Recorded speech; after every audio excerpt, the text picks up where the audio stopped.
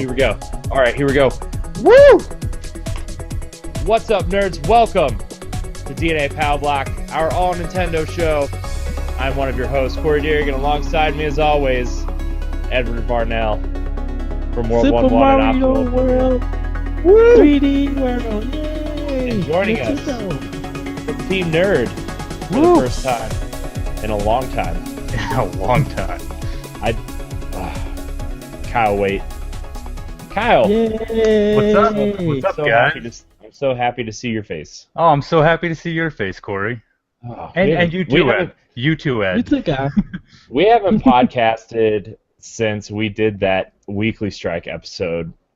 That was Probably forever ago. 8 months ago. Yeah. So, Wow. yeah, this is a long time coming, but I'm excited because you and me have a plan in the works Oh, we do. that we're going to reveal maybe at the end of the show.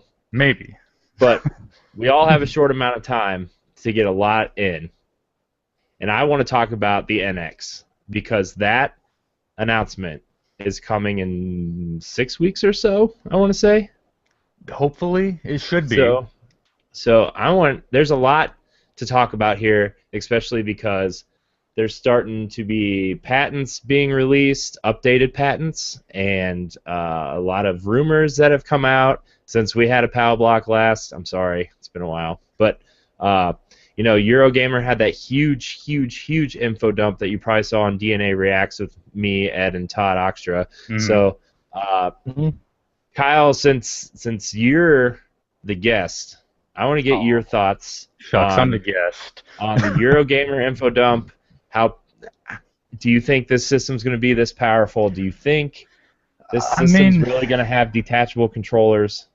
It's really hard to say because when every console launch is coming up, you hear all this info, these rumors about this is what it's going to be, this is how it's going to work, etc., and maybe 50% of them might be true, and the other 50 you just have to kind of take with a grain of salt. So I like a lot of what I'm hearing about the NX, and I really hope that it is, hopefully as powerful or close to as the Xbox One, the current form. But at the same time, Nintendo has been known for not necessarily focusing on the graphics and just focusing on their gimmicks. I'm really hoping that this kind of pulls away from the gimmicks that we're used to, like all that motion control stuff. And sure, removable controllers, that'd be cool. I'd be okay with having a split-screen experience on the go. But I just don't know what to believe yet, and I really don't want to get hyped for something and then find out that it's something completely different.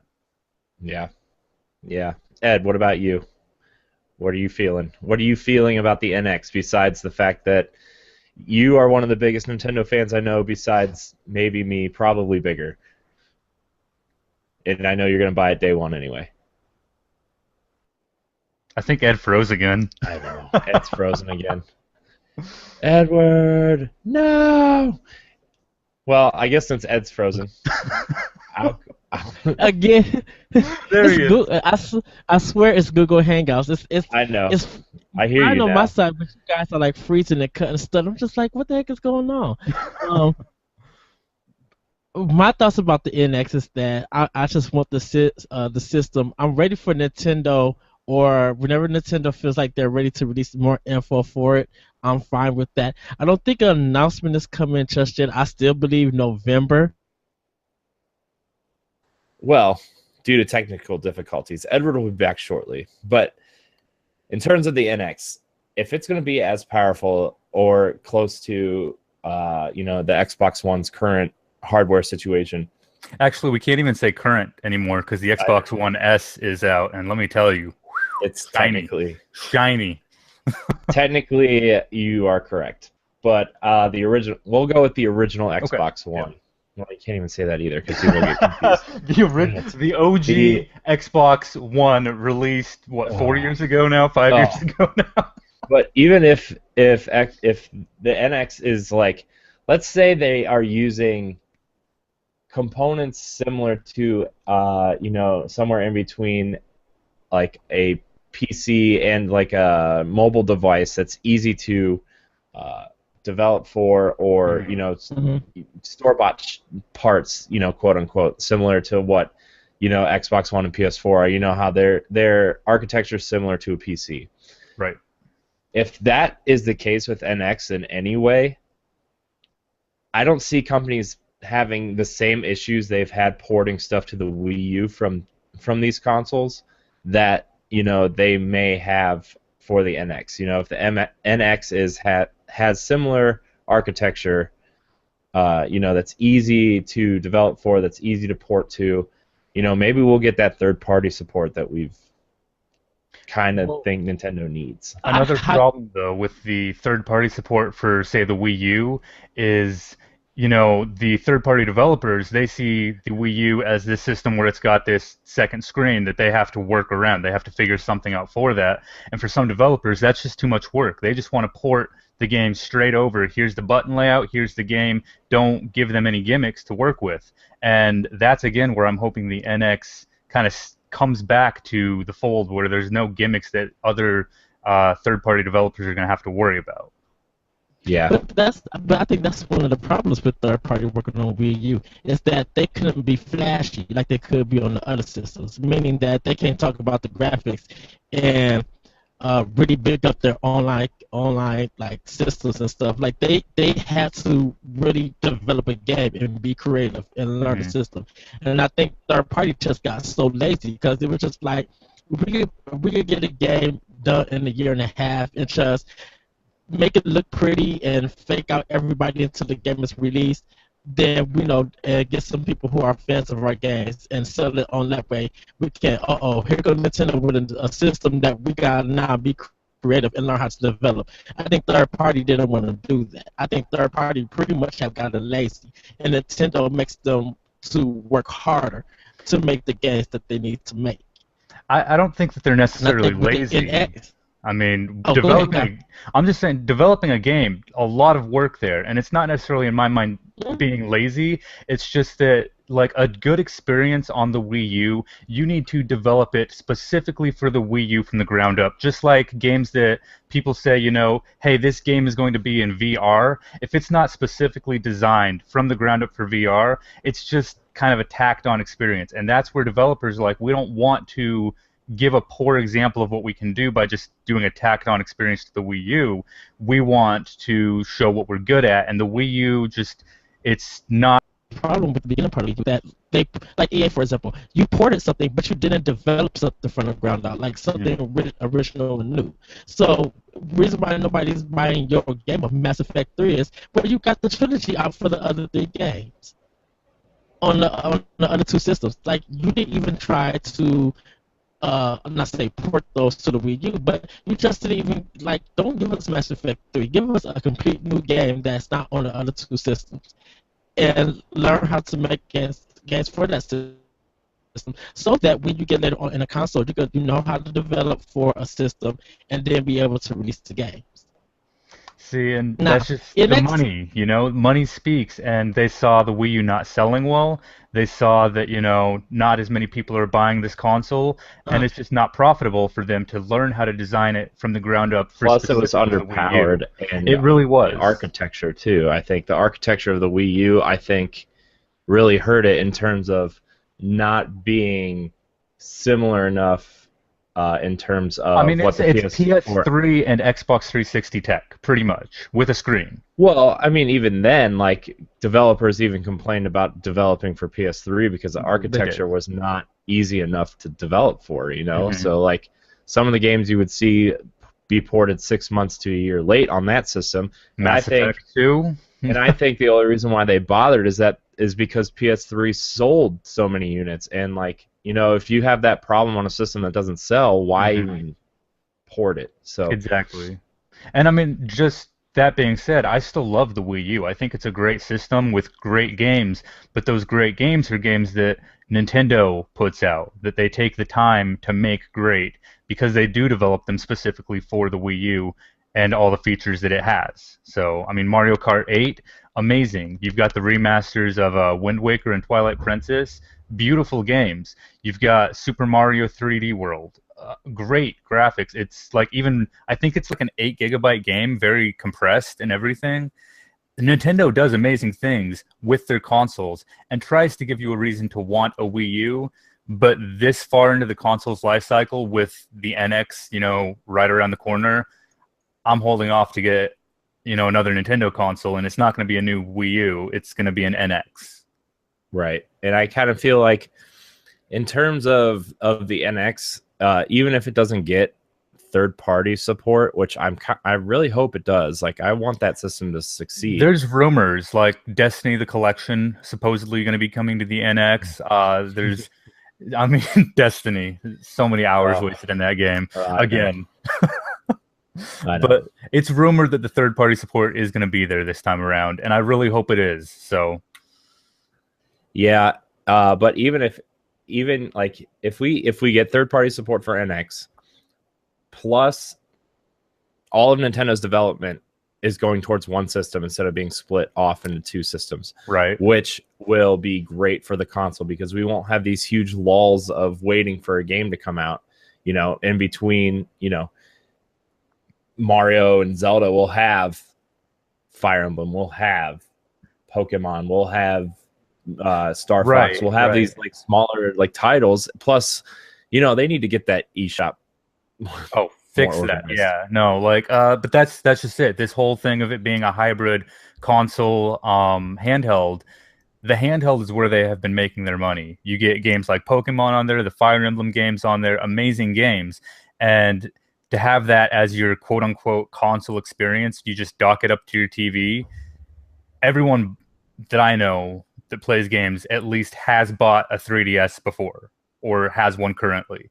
The 3DS didn't start out great, but it ended up selling tons. So if they can sell it as that handheld experience that you can then dock up to your TV like the rumors are showing, then they shouldn't have any problems getting the third-party developers for it. They shouldn't have the problems getting people to want it because they excel at handhelds. It's their consoles that are failing. And if this doesn't work for them, I'm going to go on record and say it. I would not mind having a Zelda game on the Xbox or PS4.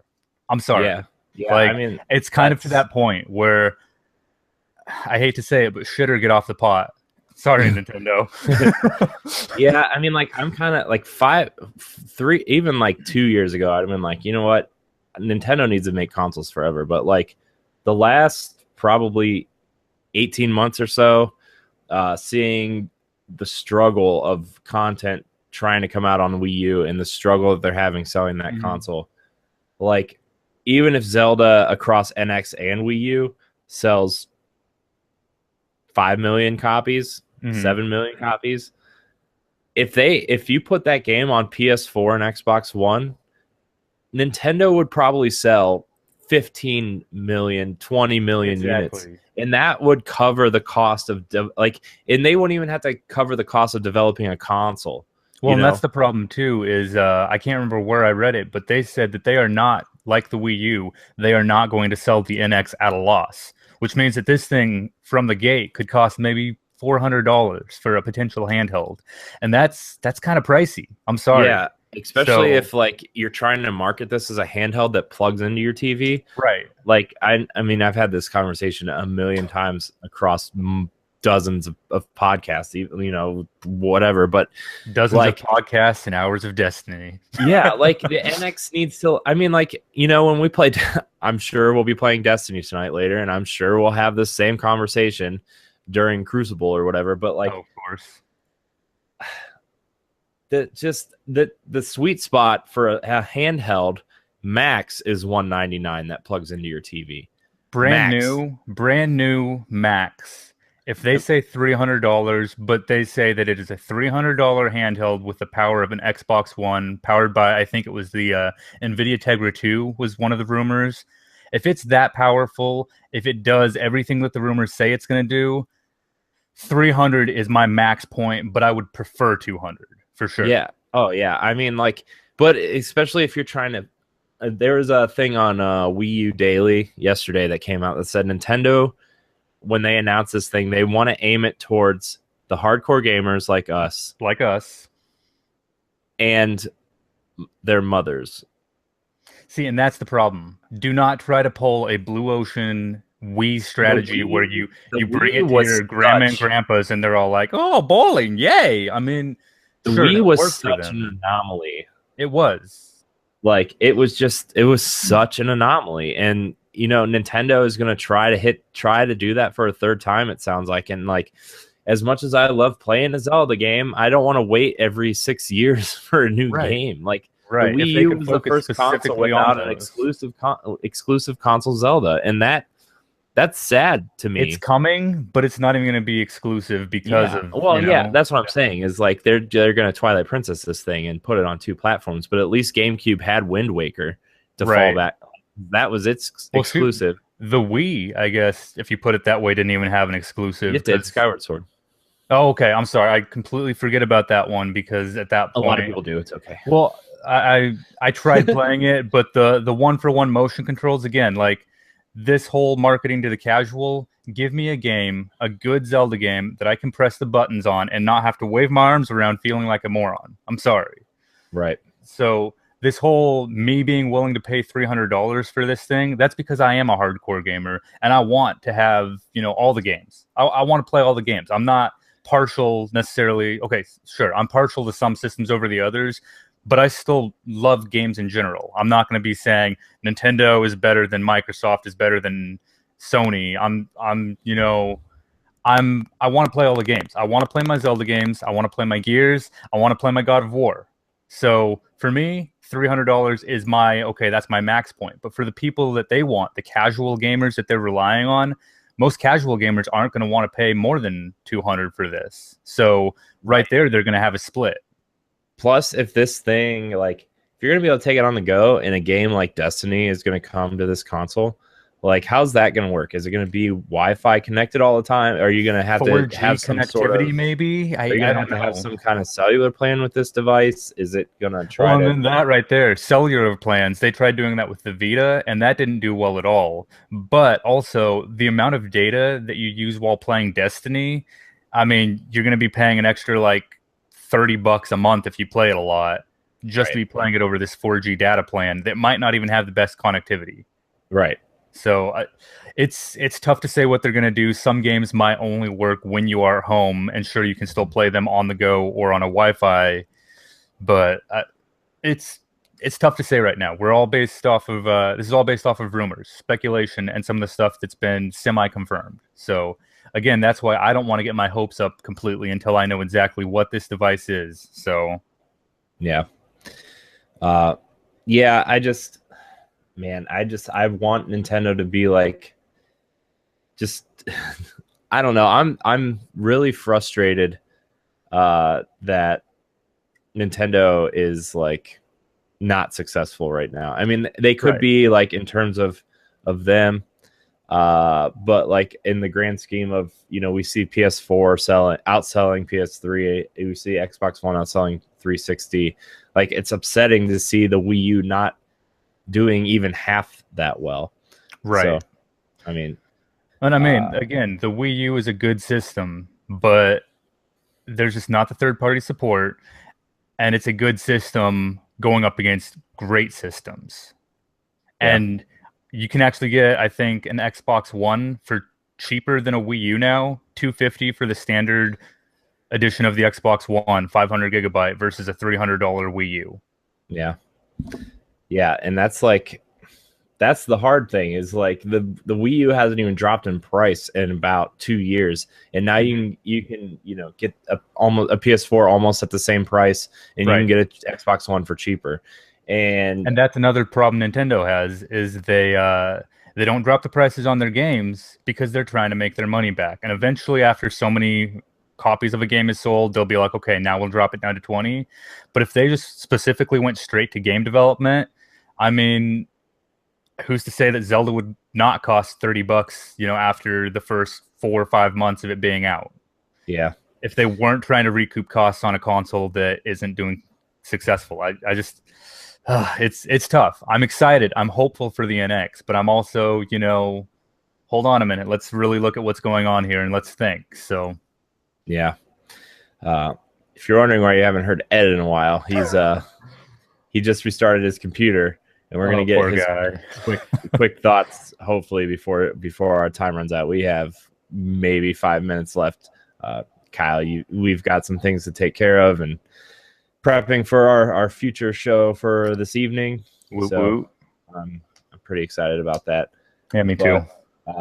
My closing thoughts on NX. I want this thing. I kind of like the clamshell design of the 3DS. I mean, I kind of hope that maybe it has that similar look to it.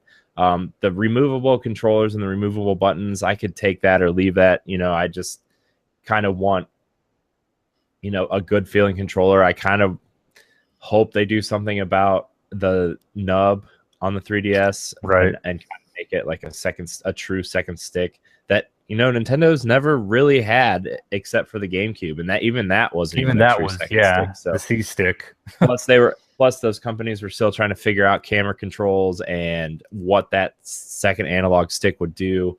So I'm kind of hoping they figure that out, and I kind of hope that they don't put the trigger buttons side by side, but more like PS4 and Xbox One. Right. I don't think people would mind that, especially considering look at what the Vita did. How many people complain about the Vita for remote play or something and say, look, I just want two more triggers instead of a touchpad. So maybe that's something we could look at. But I mean, if Nintendo gave us, a technical Vita 2 with whatever Nintendo branding they have, do the two triggers, do clickable sticks for like games that you click the stick to run or scope in or whatever. Right. Yeah, I love the sound of that. The removable, detachable controllers for split screen on the go. Okay, maybe, but that's not why I would be buying it. Yeah, but the thing about detachable controllers as opposed to removable buttons and sticks, for me, I kind of feel like it's more the latter than the former, especially because Nintendo likes to sell their accessories. Of course. So that's the one thing. Oh, a wild Edward has appeared. A wild Ed has appeared just in time for our closing thoughts on the NX. I'm excited for it. I'm waiting for November announcement. Like I said, I don't think it's coming in September. If it's a console hybrid, that's completely fine with me.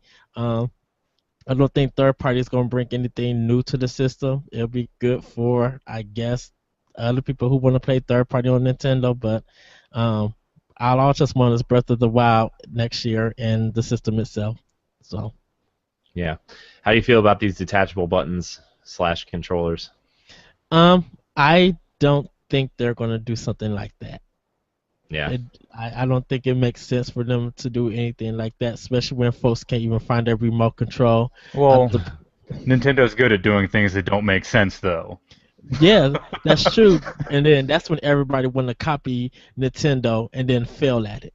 So That's true. I kind of feel like I feel like maybe the removable and swappable buttons might be a thing similar to what the Xbox Elite controller does, but I don't think they're actually going to come off of the system.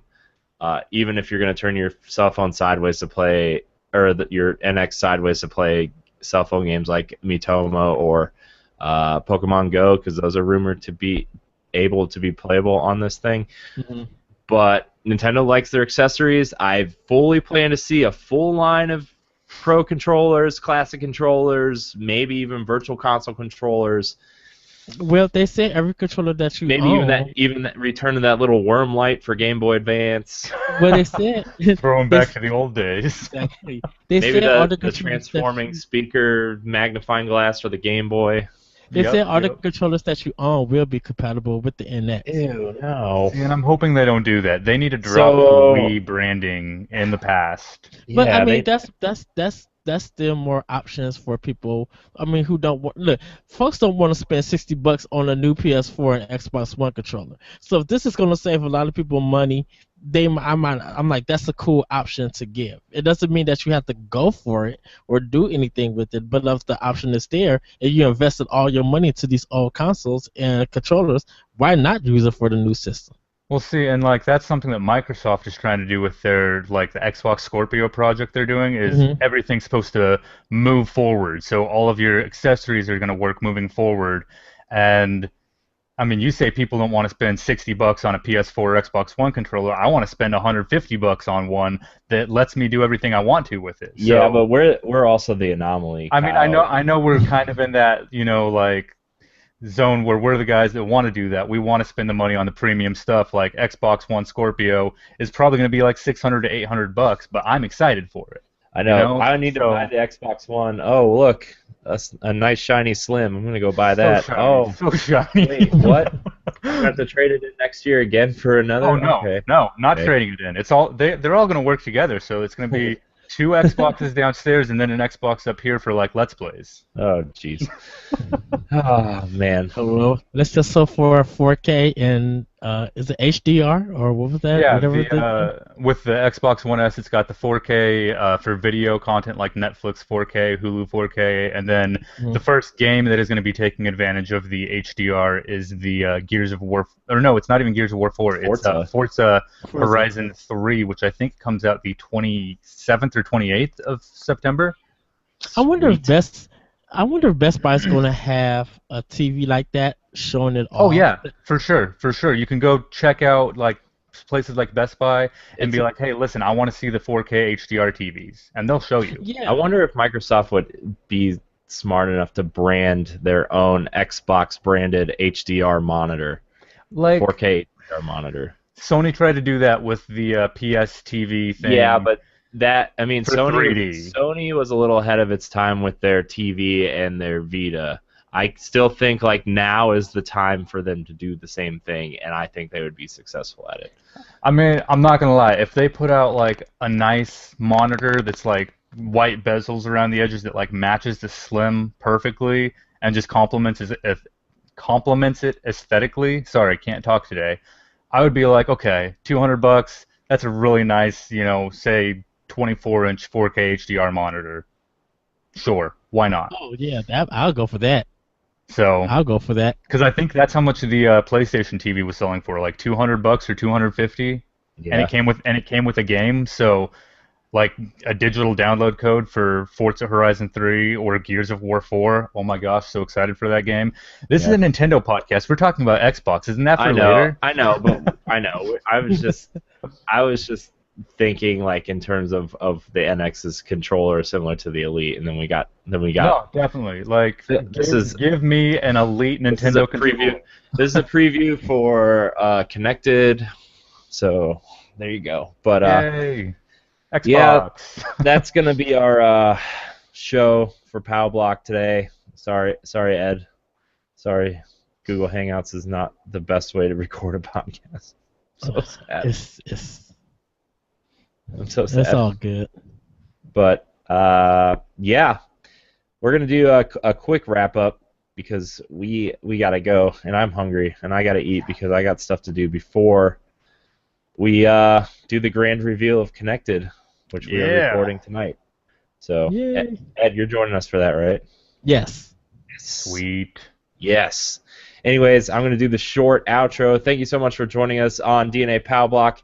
You can find Edward, Optional Opinion, World11, IGN, Twitch. There's a billion different places. So many places. Optional Opinions and World War I go to SoundCloud. Keep it sweet like that. Yeah, and then go like and subscribe to Team Nerd's YouTube page also, where you can find Kyle's fresh beginnings, I want to say. Fresh re-beginnings again and again and again. I didn't want to say new beginnings. Hey, because Team Nerd has been a on and off thing for a while, but this is a fresh. Yeah, fresh. It's been difficult. There's a lot to work through at the beginning stages. Oh, I know. Trust me. I know. I know. I'm surprised I'm still functioning as a human being. But you can also subscribe to us on YouTube at Digital Nerd Advocates Network. You can also find all of our content at digitalnerdadvocates.com. Ed writes a bunch of blogs for us too there, so you can check those out. And Ed, I need to talk to you in a little bit about things. So stuff and things. So thank you so much for joining us on this quick edition of DNA Pow Block. We shall return with a full-on episode next week. So thank you so much for watching, and until next week, We're out. Huzzah! Pow block. Is that a bro fist? Is that pow block bro block. fist? It's what me and Joey used to do. Oh, okay, my bad. We did the short segments of pow block. Pow block. So, bye.